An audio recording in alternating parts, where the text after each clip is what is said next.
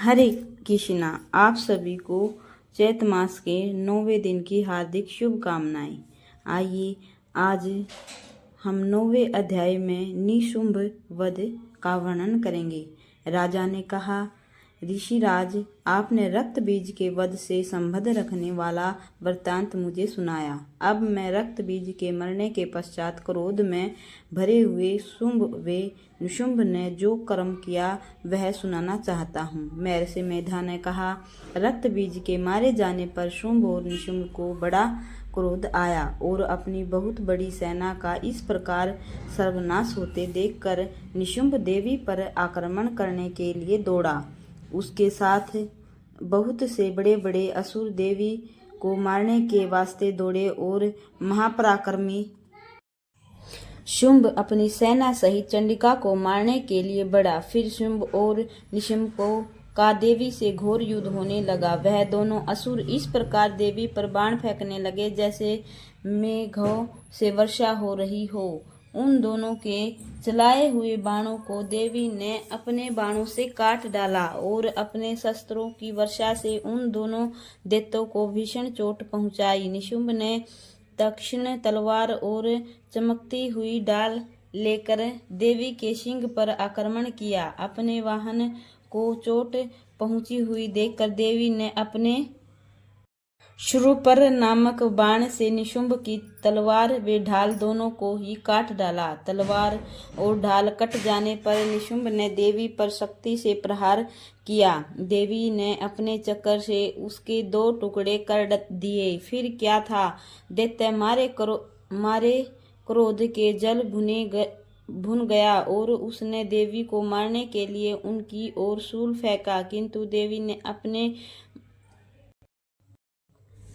मुक्के से उसको चूर चूर कर डाला। फिर उसने देवी पर गदा से प्रहार किया। देवी ने त्रिशूल से गदा को भस्म कर दिया। उसके बाद वह फरसा हाथ में लेकर देवी की ओर लपका। देवी ने अपने तीखे बाणों से उसे धरती पर सुला दिया। अपने पराक्रमी भाई निशुंभ के इस प्रकार से मरने पर शुंभ क्रोध में भरकर देवी को मारने के लिए दौड़ा। वह रथ में बैठा हुआ उत्तम आयुधों से सुशोभित अपनी 8 बड़ी बड़ी भुजाओं से सारे आकाश को ढके हुए था। शुंभ को आती हुई देखकर देवी ने अपना शंख बजाया और धनुष की टंकार का भी अत्यंत दुस्सह शब्द किया। साथ ही अपने घंटे के शब्द से संपूर्ण दिशाओं को व्याप्त कर दिया। इसके पश्चात देवी के सिंह ने भी अपनी दहाड़ से आकाश, पृथ्वी और 10 दिशाओं को पूरित कर दिया। तदंतर आकाश में उछलकर काली ने अपने दोनों हाथों को पृथ्वी पर पटका।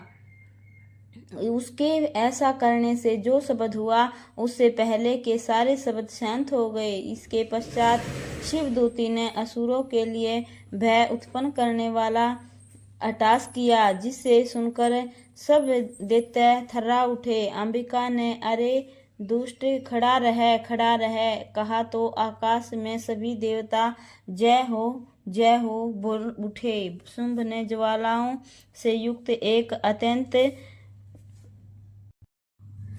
भयंकर शक्ति छोड़ी, जिससे देवी ने अपनी महोलक नामक शक्ति से उसे काट डाला। हे राजन, देवी के छोड़े बाणों को शुंभ ने अपने बाणों से सैकड़ों और हजारों सैकड़ों टुकड़ों में परिवर्तित कर दिए। इसके पश्चात जब चंडिका ने क्रोध में भरकर शुंभ को त्रिशूल से मारा तो वह मूर्छित होकर पृथ्वी पर गिर पड़ा। जब उसकी मूर्छा दूर हुई तो वह धनुष लेकर आया और अपने बाणों से उसने देवी, काली और सिंह को घायल कर दिया।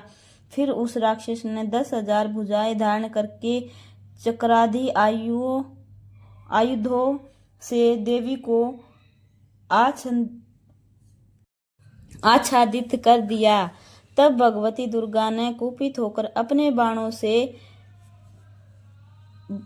बाणों से उन चक्रों तथा बाणों को काट डाला। देवताओं को दुखी करने वाले निशुंभ को त्रिशूल हाथ लिए हुए आता देखकर चंडिका ने अपने शूल से उसकी छाती को चीर डाला। उसकी छाती में से एक उस जैसा ही महापराक्रमी दैत्य ठहर जा कहता हुआ निकला। उसको देखकर देवी ने बड़े जोर से ठेका लगाया और उसका सिर अपनी तलवार से काट डाला। सिर के कटने के साथ ही वह पृथ्वी पर गिर पड़ा।